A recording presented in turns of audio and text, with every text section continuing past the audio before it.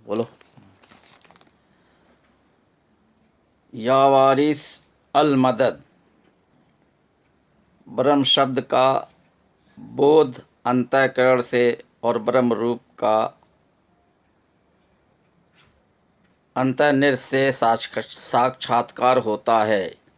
इनके विषय में चर्चाएं ध्यान से सुने। सत्य के खोजी हैं तो सबसे पहले अपने बारे में सोचें। हम कौन हैं? हम क्या हैं? हम किसका अंश हैं? इस अंश का संपूर्ण कौन है? हम शरीर नहीं हैं, हम मन नहीं हैं। शरीर और मन को आत्मा चलाती है। हम आत्मा हैं, हम मानव हैं। हम मानवतावादी सिद्धांत में विश्वास रखते हैं। आत्मा परमात्मा का अंश है। जब तक सांस का तार तन में चल रहा है, तन जिंदा है। जब सांस का तार टूट जाएगा तो तन मुर्दा हो जाएगा। अपने जीवन को सफल बनाने के लिए सर्वप्रथम हमको क्या करना है? सफलता की कुंजी क्या है? कर्म, ज्ञान और प्रेम सफलता की कुंजी है। मैनुअल ऑफ लाइफ धर्म ग्रंथ हैं। धर्म ग्रंथ के समझने के लिए धर्म गुरु को पकड़ो। ऐसा गुरु होना चाहिए जो धर्म ग्रंथ के अनुसार जीवन यापन करता हो, जिसकी लाइफ स्टाइल आदर्श हो। ऐसा गुरु चाहिए जो गुरु परंपरा में सर्वमान्य हो। विश्व में प्रथम गुरु शीश अलैहिस्सलाम हैं, जो अयोध्या नगरी को अपनी मज़ार स्थली बनाया। अस्तित्व को पहचानने की कला शीश अलैहिस्सलाम ने अपने पिता आदम अलैहिस्सलाम मनु से सीखी। आदम दम का नाम है। सभी आदमी में दम है।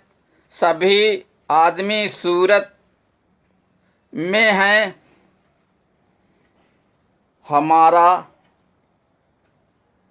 एक तन है, तन का नक्शा है। हम दम हैं, दम का कोई रूप नहीं है।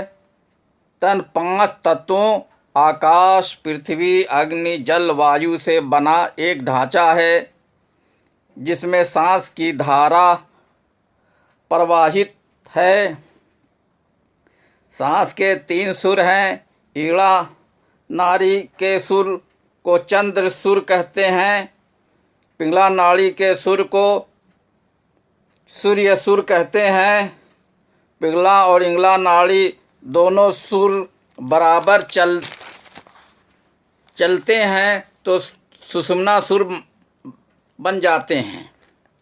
दोनों सुरों का बहुत महत्व है। तीनों सुरों का बहुत महत्व है। सांस की चाल और सुर पर ध्यान दें।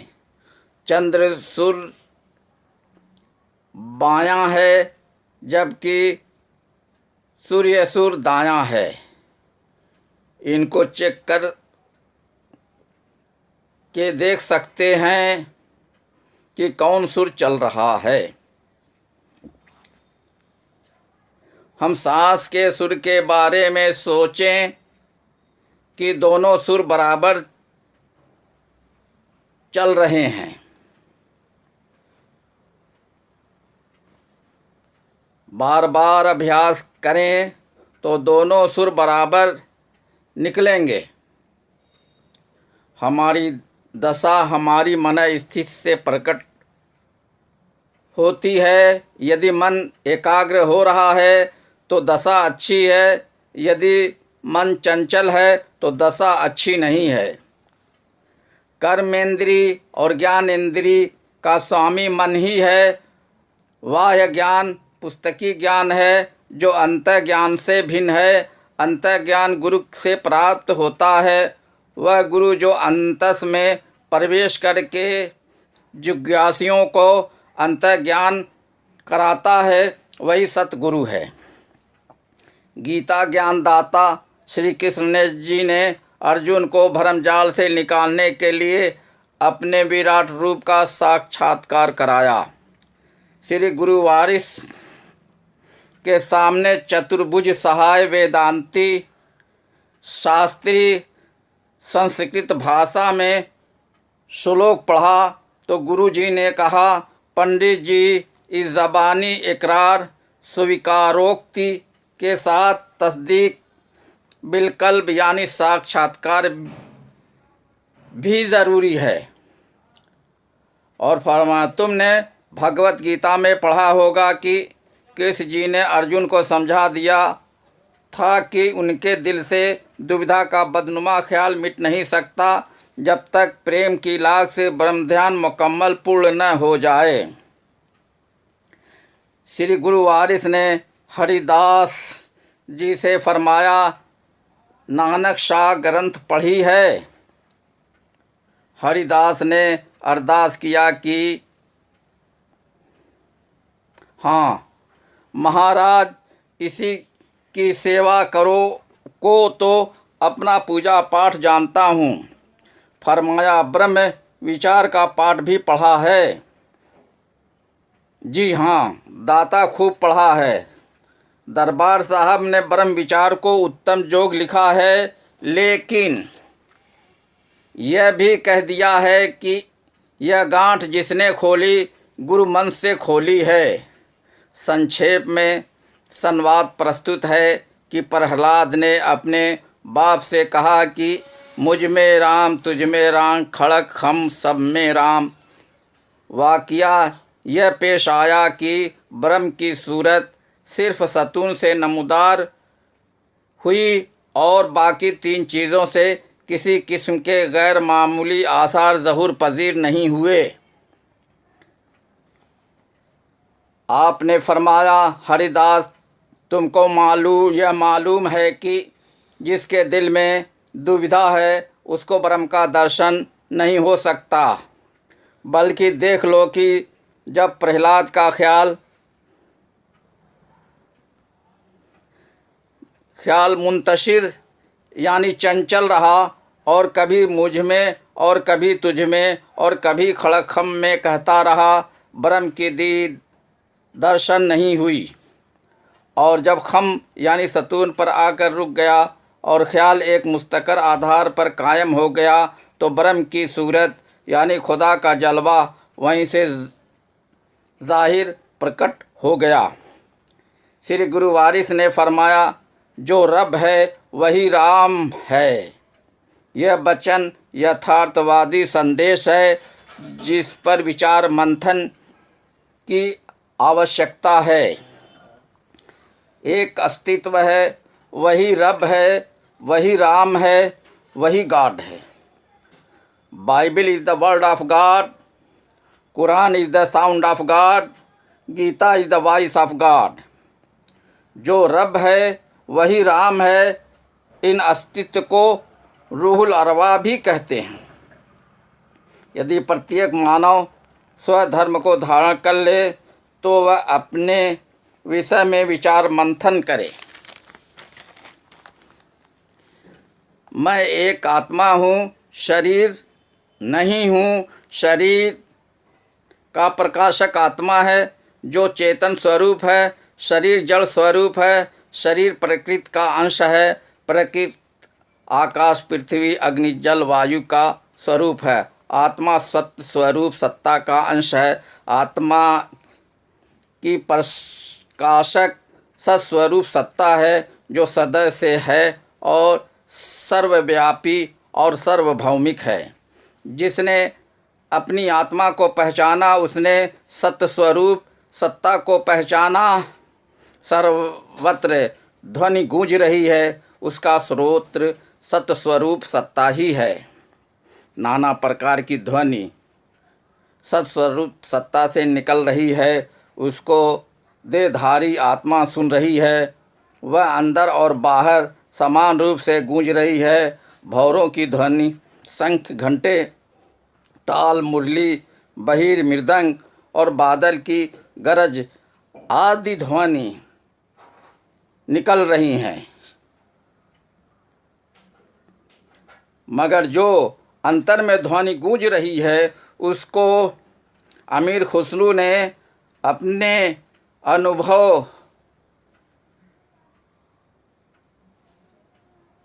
को वर्णन किया है, जो यह है। एकी भंवर गुजारसी, दूजे गोहर गोहर होए, तीजे शब्द शंका, चौथे घंटा होए। चौथे घंटा होए, पाँच में टाल जो बाजे, छठे सो मुरली नाथ, साथ में बहीर गाजे। आठवें शब्द बिरदंग का, नवें फकीरी नाल, 10वें गरजे सिंध सास, खुसरू ने कह दें। अनहद बाजे बाजन लागे, चोर नगरिया तज तज भागे, गुरु निजाम की भई धोआई, खुसरू ने अंतर लौलाई। यह अनहद नाद है जिनको पकड़कर आत्मा भूय स्व लोकों की यात्रा करती है। यह तीनों लोक का कलमा ला इलाहा इल्लल्लाह है। आवाज़ खुदा थी, आवाज़ खुदा है, आवाज़ खुदा रहेगी। जिसने पहचाना अपनी आत्मा को, उसने पहचाना ब्रह्म को। श्री गुरु वारिस ने फरमाया, ब्रह्म पहचानो। आत्मा ब्रह्म ज्योत से प्रकाशित होकर सूरत रूप में प्रकाशमान हो जाती है। आत्मा अंधकार से निकलकर महाप्रकाश में प्रवेश करती है और शरीरधारी आत्मा अपने शरीर के नक्शे में ब्रह्म ज्योति से प्रकाशमान हो जाती है। यही सूरज ज्योतिर्मय स्वरूप है। निराकार ज्योति सूरत धारण करने में सक्षम है। ब्रह्म नाद या अनहद नाद को सुनने की विधियाँ जो भी हों, सर्वप्रथम यह सोचें कि जो मैं हूँ वही तू है। सांस खींचो तो ध्यान दें और सांस छोड़ें तो ध्यान दें। सोचें कि दोनों सांस के सुर बराबर चलें। उकड़ू आसन पर बैठकर तन्हाई में यह अभ्यास किया जाए। आँख नाक मुख मूंद कर नाम निरंजन ले, भीतर के पट जब खुले, जब बाहर के पट दे। यहाँ बाहर के पट से 5 कर्मेंद्री और 5 ज्ञानेंद्री मुराद है, जो बाहर की सूचना से संबंधित हैं। भीतर के पट से कल्ब हृदय मुराद है, जो आलमे अम्र स्वलोक की सूचना से संबंधित है। दिल के कान यानी अंतःकरण से एक लतीफ़ आवाज़, सूक्ष्म शब्द सुनाई देता है। उसको 15 मिनट तक सुने, फिर बढ़ाते जाएं और करीब 1 घंटा तक सुने। धीरे धीरे अभ्यास करते रहें, फिर हर जगह और हमेशा यह आवाज़ सुनाई देगी। सब प्राणियों की असल मूल यही आवाज़ है। इसी मूल आवाज़ से सर्व भाषाओं के अक्षर निकले हैं। इन्हीं अक्षर से शब्द लफ्ज़ बने हैं। हज़रत श्री गुरु वारिस ने फरमाया, कुल बनी आदम का शुमार उम्मत मोहम्मदी में है, क्योंकि हज़रत सल्लल्लाहु अलैहि वसल्लम पर नबूवत का और कुरान पाक पर सहाफ़ आसमानी का ख़ात्मा हो चुका है। इसलिए अब न कोई नबी होगा और न किताब नाजिल होगी। अगली पिछली सब उम्मत का शुमार इसी उम्मत में है।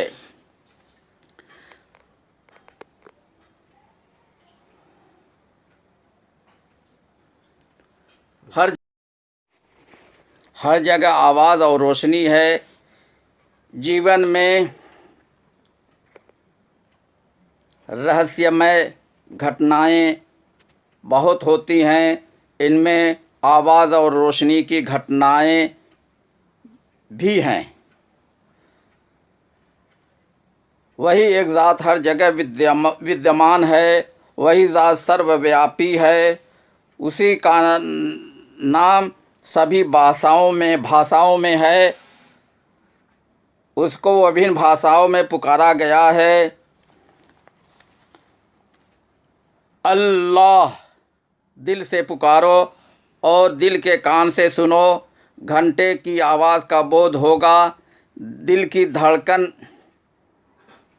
की तीव्रता बढ़ जाएगी।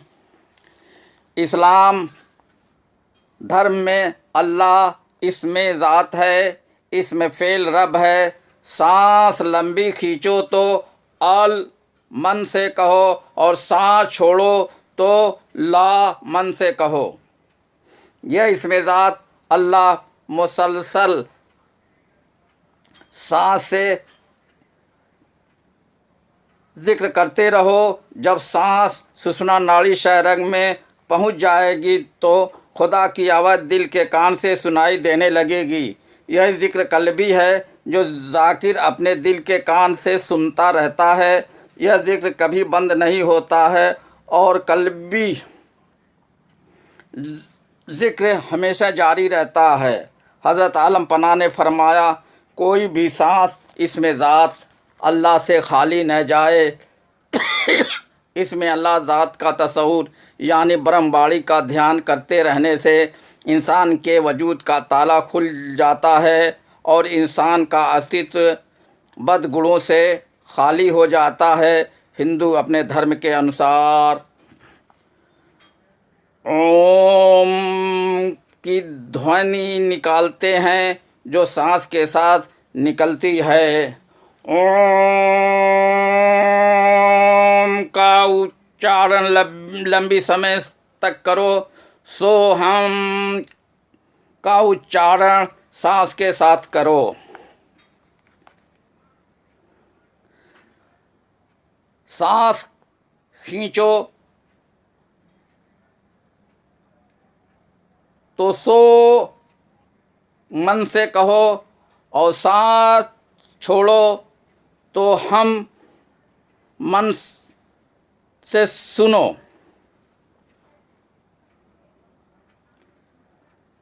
सांस खींचो तो सो कहो और मन से ध्यान करो। सांस छोड़ो तो हम कहो और उसका मन से ध्यान करो। और यह ध्यान भी रहे कि जो तू है वही मैं हूँ। यह अभ्यास निरंतर करते रहने से अपने अंतस में ब्रह्मवाणी सुनाई देती है। इसी वाणी को अंतःकरण से सुनते रहो तो उसकी आत्मा महाआत्मा में लय हो जाती है।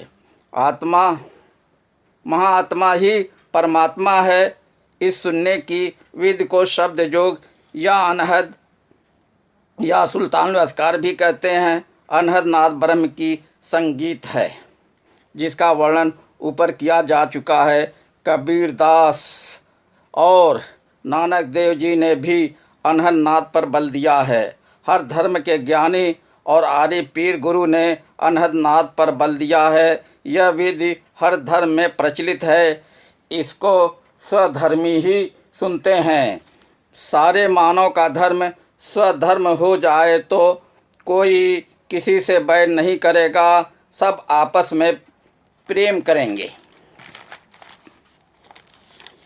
अज्ञानता के कारण धर्मांधता व्याप्त है। उस ज्ञान से तो अज्ञान भला कि बिगड़े सगरो काम। औघट व ज्ञान और है मिलत हैं जैसे राम। ज्ञान मिटे तब ध्यान जमे और ज्ञान से हो विश्वास। प्रेम डगर में देखा औघट ज्ञान न आवे पास। औघट दम के संग रहो तजो ये काया ठाट। घट छोड़ जाए प्रघट बसो तो मिले निरंजन घाट। औघट जोगी वही गुनी जो अपनी सुध बिसराए। ज्ञान रहे और ध्यान रहे और सांस न खाली जाए। ज्ञान नहीं तो ध्यान नहीं और ज्ञान से है ये सब योग। मूर्ख चेला रहे भिखारी कहे ये ज्ञानी लोग। औगड़ बाजे राम के बाजन सुन लो सिर झुकाओ। आसन मारो शब्द को साधो मन से ध्यान लगाओ। औघट मस्जिद मंदिर भीतर एक ध्यान समाए। पीछे दे में राम दरस जो पहले दुविधा जाए। साधु अवगढ़ शब्द को साधे जोगी करे सब जोग। इस डगरिया मिले गोसाई नाव नदी संजोग। आसन मारो दुविधा झाड़ो मन से ध्यान लगाओ। मिलेंगे काया कूट में प्रभु अवघट कहीं न जाओ। शब्द जोग के बाद सूरज जोग है। अलस्त बेरब्बिकुम कालू बला शहीदना अनुवाद। रूहुल अरवा ने रूहों से संबोधन में फरमाया बिरब्बिकुम, यानी रूहुल अरवा ने रब होने का खुद ही इकरार किया। रूहों ने बला कहकर उसको स्वीकार किया। सभी शरीरधारी आत्मा ने शरीर धारण करने के पहले स्वलोक अमरलोक में रब या राम की आवाज़ सुना था। इस वार्ता के बाद आत्मा को तन मिला और परीक्षा भी ली गई। जिनको सतगुरु से ज्ञान मिला वह उस आवाज़ को सुना और यह तीनों लोकों में आवाज़ गूंज रही है। तीन लोक भू भुव और स्वलोक हैं। इन्हीं का ज्ञान कराने वाले ज्ञानी पुरुष हैं।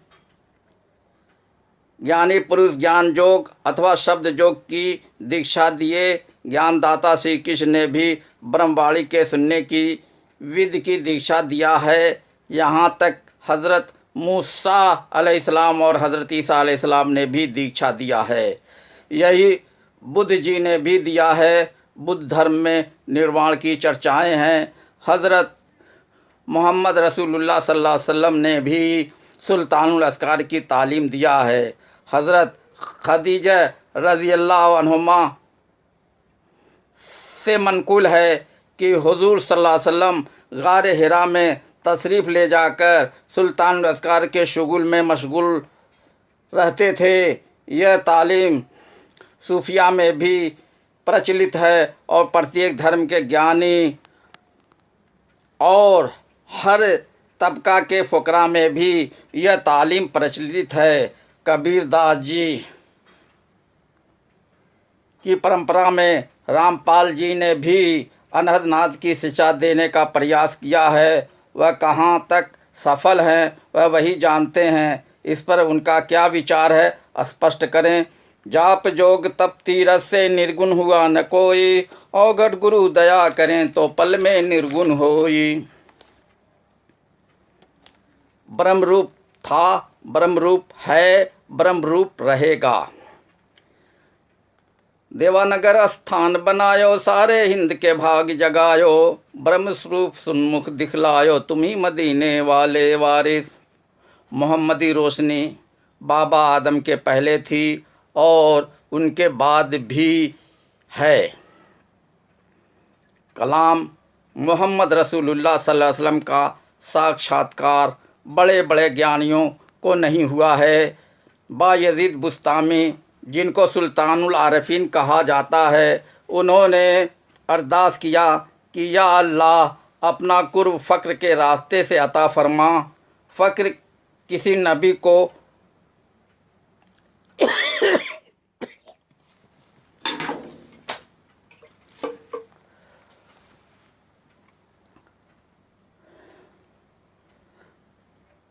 फ़क्र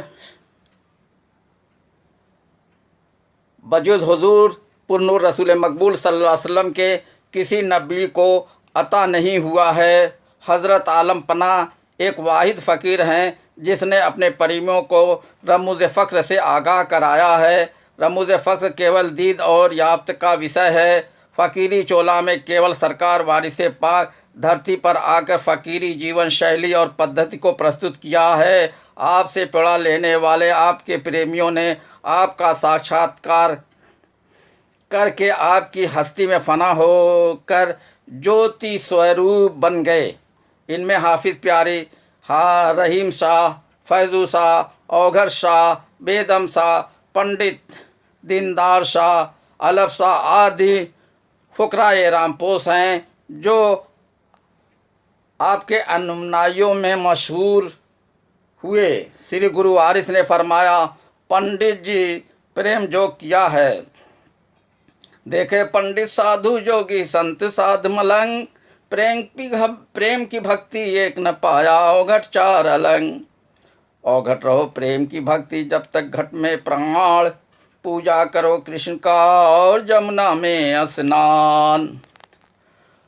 औघट जन्म में एक बेर सती होत है नार, प्रेम अगिन में जले प्रेमी दिन में 100 बार। प्रेम जोग में प्रेमी प्रीतम और प्रेम है, इसमें संजोग और वियोग की दशाएं हैं। संजोग में साक्षात्कार प्रेमी को हो जाता है, इसके बाद वियोग की दशा में वियोग की विरह वेदना सहन करता है। सांची प्रीत बसे किरण बने खटुरा देन, जैसे कबरा कृष्ण को ले गई औघट छीन। सजनी पाती तब लिखूं जो प्रीतम हो परदेश, तन में मन में पिया विराजें भेजूं किसे संदेश। बेदम शाह वारसी साहब ने यह कहा है, सागर की आरजू है न पैमाना चाहिए, बस एक निगाहे मुर्शिदे मैं खाना चाहिए। बेदम नमाज़े इश्क यही है खुदा गवाह, हरदम तसव्वुरे रुखे जाना ना चाहिए। तुझ में और मुझ में तफरीक है बस इतनी, तो हुस्न का मालिक है मैं हुस्न का दीवाना। न दैर होगा न हरम होगा न काबा का वकार होगा, वहीं पर सजदे बरस पड़ेंगे जहाँ पे हुस्न यार होगा। आलम पनाह एक ऐसे वाहिद फ़कीर व पीर हैं जिनकी जलवागरी से कोई ज़माना और जगह खाली नहीं है। देखने वाली आँख चाहिए, देखने वाला दिखाना चाहे तो जलवा हर जगह देखा जा सकता है। हुस्न वारिस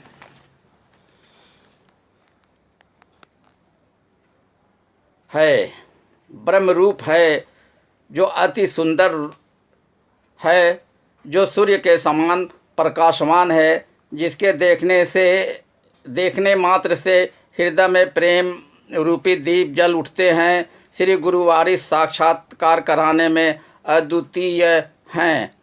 आपकी जीवन शैली सौंदर्यपन और माधुर्यपन से भरी पड़ी है।